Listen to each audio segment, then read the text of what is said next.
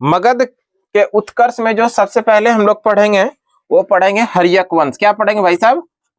हर्यक वंश। हर्यक वंश के बाद जो पढ़ेंगे वो पढ़ेंगे शिशुनाग वंश। क्या पढ़ेंगे? शिशुनाग वंश, शिशुनाग वंश। और उसके बाद जो पढ़ेंगे वो पढ़ेंगे नंद वंश। क्या पढ़ेंगे? नंद वंश। उसके बाद विदेशी आक्रमण में कुछ पढ़ेंगे, विदेशी आक्रमण। विदेशी आक्रमण, विदेशी आक्रमण में जैसे कि सिकंदर का आक्रमण होगा और अन्य आक्रमण, विदेशी आक्रमण होगा। इन सभी चीजों को हम लोग पढ़ेंगे शुरुआत में। हर्यक वंश, शिशुनाग वंश, नंद वंश और विदेशी आक्रमण, ये मगध साम्राज्य, मगध का उत्कर्ष में सबसे पहले पढ़ेंगे। उसके बाद और भी पढ़ेंगे लेकिन सबसे पहले इसी को पढ़ेंगे, है ना। मगध के बारे में बात करें ना, ये मगध, मगध का सबसे प्राचीनतम राजवंश के संस्थापक, मगध के सबसे प्राचीनतम, ध्यान रखिएगा, मगध के सबसे प्राचीनतम राजवंश के संस्थापक, प्राचीनतम राजवंश के संस्थापक, संस्थापक। और ये जो संस्थापक थे ये थे कौन? बृहद्रथ। कौन थे? बृहद्रथ। और इसी बृहद्रथ का पुत्र था जिसका नाम है जरासंध। क्या नाम है भाई साहब?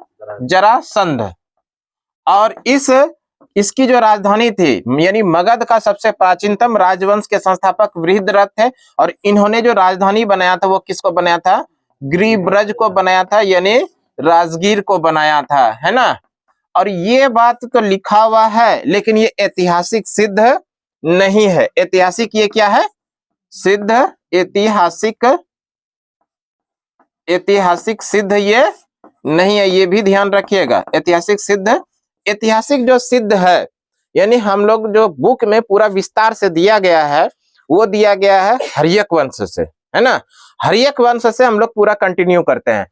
मगध का उत्कर्ष में सबसे पहले मगध पढ़ेंगे। ये जो मगध है उस समय 16 महाजनपद जिस समय हुआ करता था, 16 महाजनपद, अंगुत्तर निकाय, भगवती सूत्र, है ना, उसी से संबंधित ये 16 महाजन। इस 16 महाजनपद में से सबसे शक्तिशाली महाजनपद जो था यही मगध था, है ना। और इस मगध का सबसे प्राचीनतम राजवंश यानी संस्थापक जो थे वो थे बृहद्रथ। इसका पुत्र का नाम था जरासंध। और इन्होंने अपनी राजधानी गिरिब्रज को यानी राजगीर को बनाया था। लेकिन ये बात तो दिया गया लेकिन ऐतिहासिक ये सिद्ध नहीं है। ऐतिहासिक जो सिद्ध है जहां से हम लोग विस्तार से पढ़ेंगे वो है क्या? हर्यक वंश, है ना। हर्यक वंश के संस्थापक आएगा, उसमें अन्य 2 शासक और आएंगे, उसको पूरा डिटेल। मगध साम्राज्य में हर्यक वंश के बारे में बात करें ना, सबसे प्राचीनतम राजवंश माना जाता है मगध साम्राज्य का, है ना, सबसे पहला बात। दूसरा बात ध्यान रखिएगा, हर्यक वंश जो है मगध में 544 से लेके 412 ईस्वी का जो टाइम पीरियड है वो किसका है? हर्यक वंश का है। मगध के धरती पर हर्यक वंश का जो शासन काल है, इसमें ये जो टाइम पीरियड है इसमें मगध साम्राज्य के जितने भी शासक हुए उन सभी शासकों का इसमें शामिल है टाइम पीरियड। क्लियर है?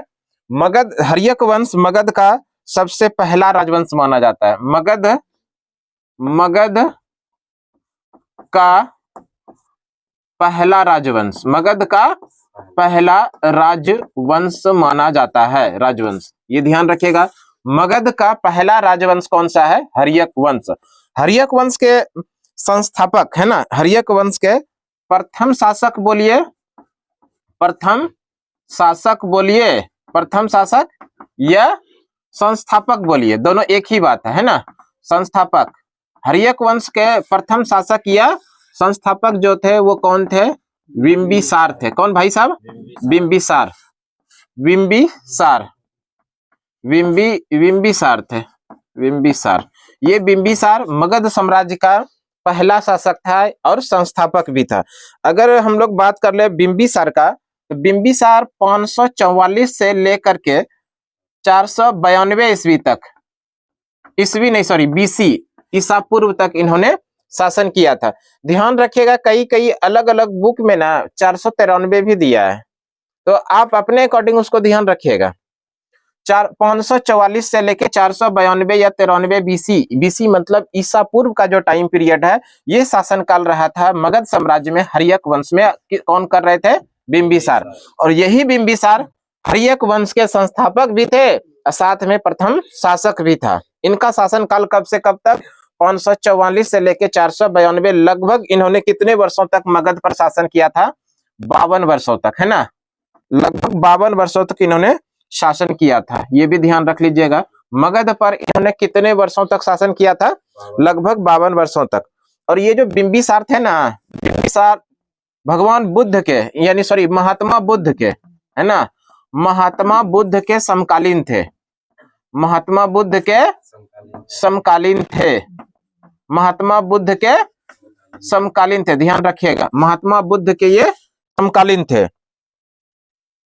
एक इंपॉर्टेंट प्रश्न इससे संबंधित होगा कि प्रथम भारतीय राजा हुए, प्रथम भारतीय शासक हुए जिनके प्रशासनिक व्यवस्था पर बल दिया था। जिन्होंने किस पर बल दिया था? प्रशासनिक व्यवस्था पर बल दिया था। याद रखिएगा, इंपॉर्टेंट प्रश्न ये, भारत का प्रथम राजा, भारत के प्रथम राजा या शासक, है ना, प्रथम राजा या शासक जिन्होंने किस पर बल दिया था? प्रशासनिक पर, जिन्होंने प्रशासनिक व्यवस्था पर, है ना, प्रशासनिक व्यवस्था पर बल दिया था, व्यवस्था पर बल दिया था। इंपॉर्टेंट है, ध्यान रखिएगा। भारत का प्रथम शासक या भारत का प्रथम राजा जिन्होंने की प्रशासनिक व्यवस्था पर बल दिया था, वो कौन है? बिंबिसार। क्लियर है? देखिए ये जो है ना बिंबिसार, एक सवाल यहाँ पर और याद रखिएगा, इसकी जो राजधानी हुआ करता था बिंबिसार, इस जिस समय राजा बने राजगिरी में, कहां पर? राजगिरी। इसकी राजधानी कहां पर था? राजगिरी के अंदर, राजगीर, राजगीर। राजधानी कहां पर था? राजधानी हुआ करता था उस समय राजगिरी में। अगर अंग जो है ना, ये अंग है, भागलपुर और मुंगेर का जो क्षेत्र था, 16 महाजनपद में एक महाजनपद क्या था? अंग। और अंग के जो स्थानीय शासक थे, जिसका क्या नाम था? ब्रह्मदत्त। इस अंग महाजनपद के स्थानीय शासक थे कौन? ब्रह्मदत्त। इस ब्रह्मदत्त को पराजित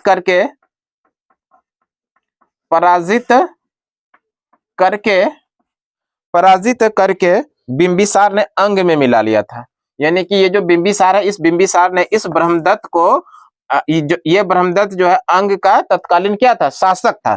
तो इस ब्रह्मदत्त को पराजित करके अंग जनपद को मगध साम्राज्य में मिला लिया था। ब्रह्मदत्त को पराजित करके अंग जनपद को, किसको? अंग जनपद बोलो या अंग महाजनपद, अंग महाजनपद को मगध साम्राज्य में बिंबिसार ने मिला लिया था। बिंबिसार ने मिला लिया था।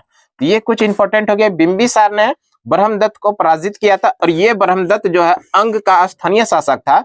इस ब्रह्मदत्त को पराजित करके अंग महाजनपद को मगध साम्राज्य में बिंबिसार ने मिला लिया था। देखिए बिंबिसार जो थे ना, अभी हम लोग पीछे पढ़े थे, बिंबिसार महात्मा बुद्ध के समकालीन थे। किसके समकालीन थे? महात्मा बुद्ध के समकालीन थे। इसी बिंबिसार ने, ध्यान रखिएगा, महात्मा बुद्ध की सेवा में, महात्मा बुद्ध की सेवा में बिंबिसार ने राजवैद्य जीवक को भेजा था। राजवैद्य जीवक को भेजा था, ये इंपॉर्टेंट है, जीवक को भेजा था, इंपॉर्टेंट है भाई साहब, याद रखिएगा। महात्मा बुद्ध की सेवा में राजवैद्य जीवक को भेजा था कौन? बिंबिसार ने। और दूसरा याद रखिएगा, साथ साथ में अवंती के राजा थे, अवंती के राजा जिनका नाम था चंद्रपोत। इसी का अन्य नाम था जिसको बोलते हैं राजा प्रबुद्ध।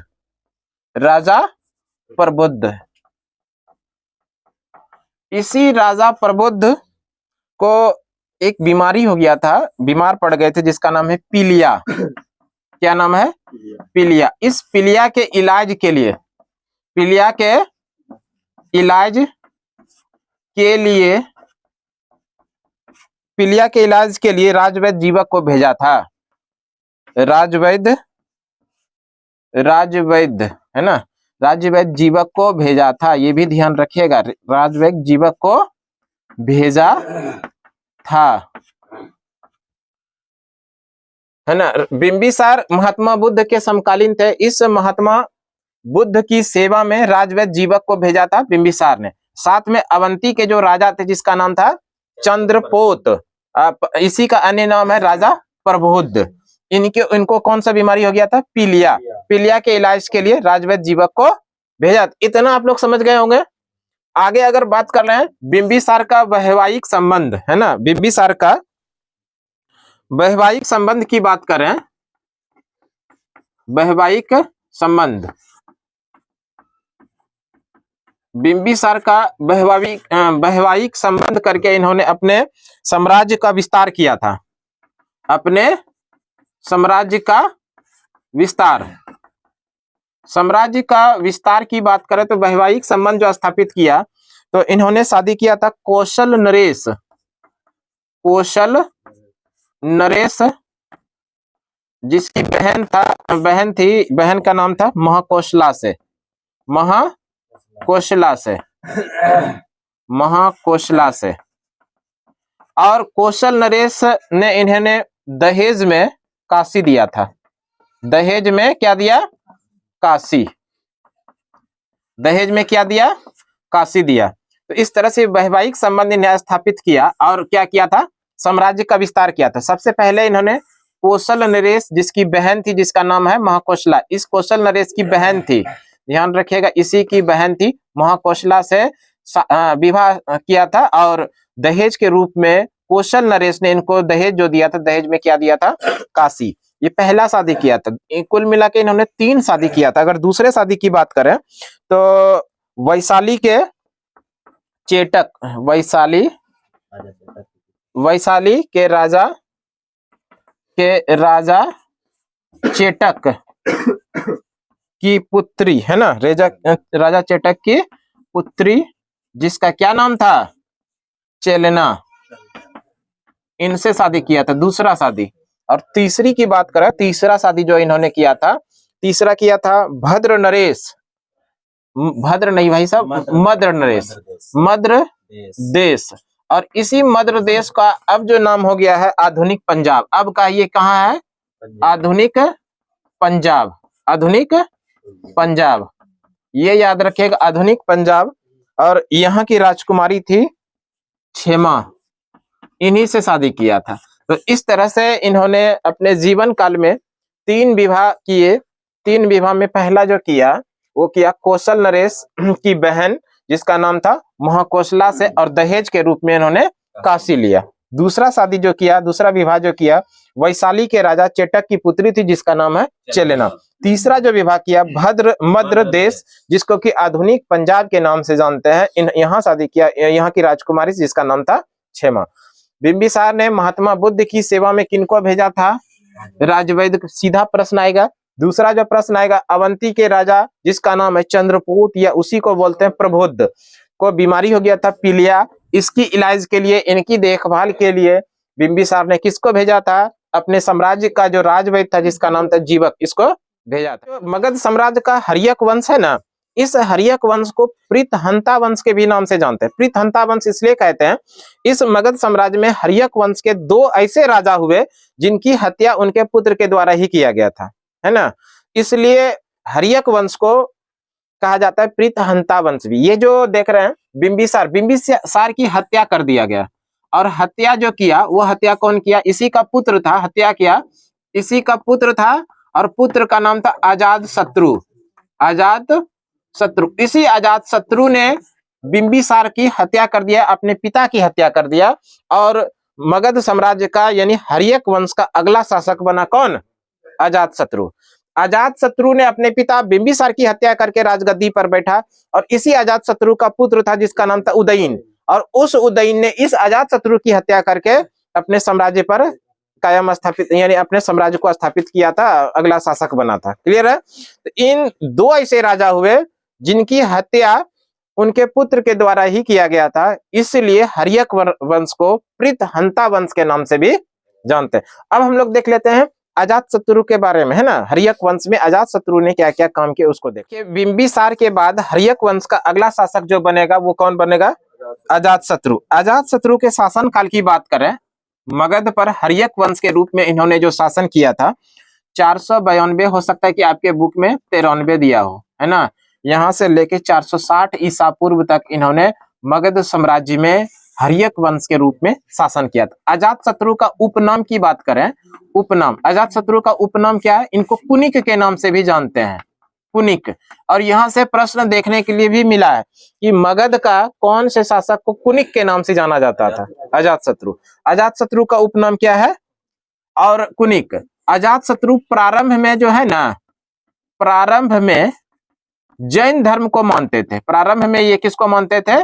जैन धर्म को। लेकिन जैसे जैसे आगे बढ़ा साम्राज्य को इनका फैलाव हुआ, इन्होंने बौद्ध धर्म को अपनाया, है ना। ध्यान रखिएगा, इन्हीं के समय में, अजातशत्रु के ही समय में, अजातशत्रु के ही समय में यानी शासन काल में, इन्हीं के समय में पहला तो याद रखिएगा महावीर स्वामी, महावीर स्वामी जिसकी मृत्यु हो गई थी। महावीर स्वामी की मृत्यु 468 बीसी में, है ना। कब? 468 बीसी में। दूसरा याद रखिएगा महात्मा बुद्ध, महात्मा बुद्ध, महात्मा बुद्ध की मृत्यु 463 ईसा पूर्व। दोनों का जो मृत्यु हुआ था 483, हाँ क्षमा चाहते हैं, 483 ईसा पूर्व। दोनों का जो मृत्यु हुआ था, दोनों का मृत्यु हुआ था किनके शासनकाल में? यही अजातशत्रु के ही शासनकाल में। ध्यान रखिएगा, यहां से प्रश्न आता है, महावीर स्वामी की मृत्यु और महात्मा बुद्ध का मृत्यु जो हुआ था वो किनके शासनकाल में हुआ था? उस समय मगध का शासक कौन था? अजातशत्रु था। ये इंपॉर्टेंट है, ध्यान रखिएगा। तीसरा चीज यहां से जो हम लोगों को याद रखना इंपॉर्टेंट है, वो इंपॉर्टेंट है कि इसी के समय में, है ना, इसी के समय में पहला बौद्ध संगति का भी आयोजन हुआ था, है ना। पहला बौद्ध संगति, महात्मा बुद्ध की मृत्यु के बाद प्रथम बौद्ध संगति का आयोजन, ये हम लोग पढ़ चुके हैं। प्रथम बौद्ध संगति, प्रथम बौद्ध संगति का आयोजन, प्रथम बौद्ध संगति का जो आयोजन हुआ था वो 483 बीसी में हुआ था। और कहां पर हुआ था भाई साहब? राजगिरी में, है ना। राजगिरी में हुआ था प्रथम बौद्ध संगति का आयोजन। किनके शासन काल में? अजातशत्रु। और साथ में याद रखिएगा कि महात्मा बुद्ध की मृत्यु कब होती है? 483 ईसा पूर्व, है ना। इनके मृत्यु के बाद इनके शरीर को 8 स्तूप का निर्माण करवाया गया था। और वो कौन करवाए थे? यही अजातशत्रु ने। इंपॉर्टेंट है कि मृत्यु के बाद, यानी लिख देते हैं यहाँ पर, आप लोग भी छाप लीजिएगा, महात्मा बुद्ध की मृत्यु के बाद, महात्मा बुद्ध के मृत्यु के बाद, महात्मा बुद्ध की मृत्यु के बाद मगध में, कहां पर? मगध में इनके शरीर के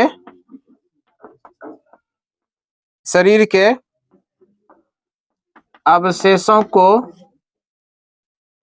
पर, है ना, 8 स्तूप का निर्माण करवाया गया था।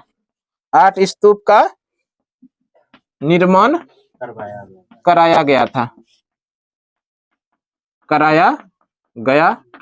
ये इंपॉर्टेंट है भाई साहब, ध्यान देखिए। इसी अजातशत्रु का एक सुयोग्य मंत्री था, है ना, सुयोग्य मंत्री। और इस सुयोग्य मंत्री का जो, इन्हीं के साम्राज्य में एक सुयोग्य मंत्री था, इनके मंत्री का क्या नाम था?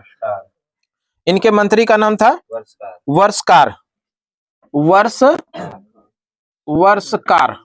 और इसके बारे में समझिए, ये जो वर्षकार थे, इन वर्षकार सुयोग्य मंत्री था अजातशत्रु का। इन्हीं के सहायता से, यानी वर्षकार की सहायता से,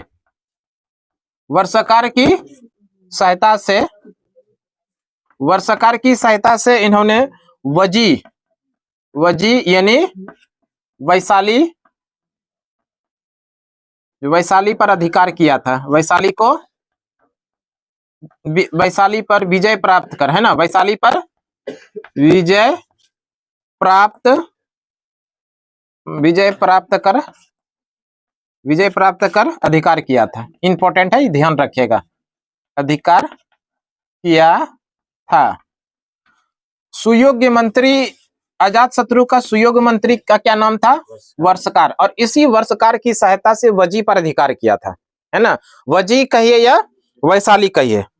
आगे बात करें जैन ग्रंथों के अनुसार, ये थोड़ा ध्यान रखिएगा, जैन ग्रंथों के अनुसार, जैन ग्रंथों के अनुसार, जैन ग्रंथों के अनुसार लिच्छवियों से युद्ध करते हुए, लिच्छवियों से युद्ध करते समय, से युद्ध करते समय दो नए हथियार प्रयोग किया था, है ना। दो नए हथियार